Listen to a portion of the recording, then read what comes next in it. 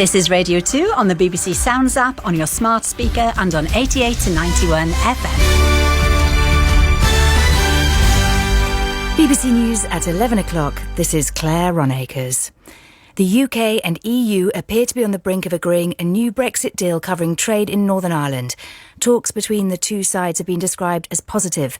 The current agreement sees some EU laws maintained in Northern Ireland with checks on goods from the UK.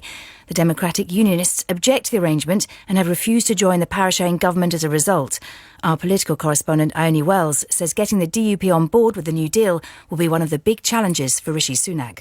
Part of these negotiations is not only to resolve some trading barriers between Great Britain and Northern Ireland, but also to try and make the DUP go back into government in Northern Ireland. So one of the key tests is going to be whether or not they are happy. They are concerned that any deal might still give too much sovereignty to the EU over Northern Ireland.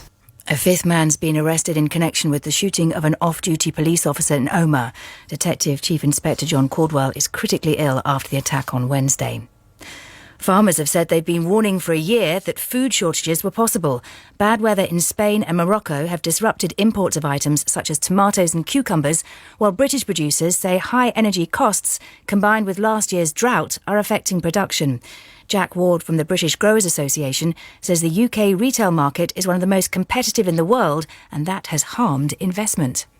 Historically, margins in fresh produce have been between 1% and 2%. What that has done is really sucked any sort of future investment out of the industry. And what we really need to do is sit down across the supply chain and work out how we deliver a much more sustainable trading system, sustainable not only in financial terms, but also in environmental terms. UK health security officials are drawing up plans to deal with the threat posed to humans by bird flu.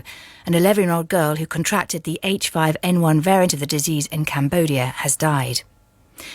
Cricket, and England are in a dominant position in the second test against New Zealand at Wellington.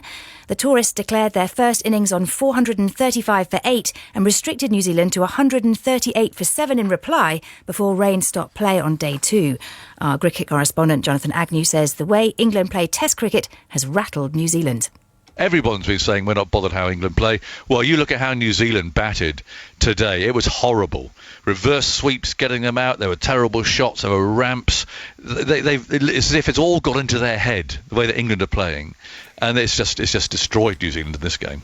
Finally, specialist advisors known as 50-plus champions have been introduced in job centres across the UK to try to increase the number of people over 50 in work.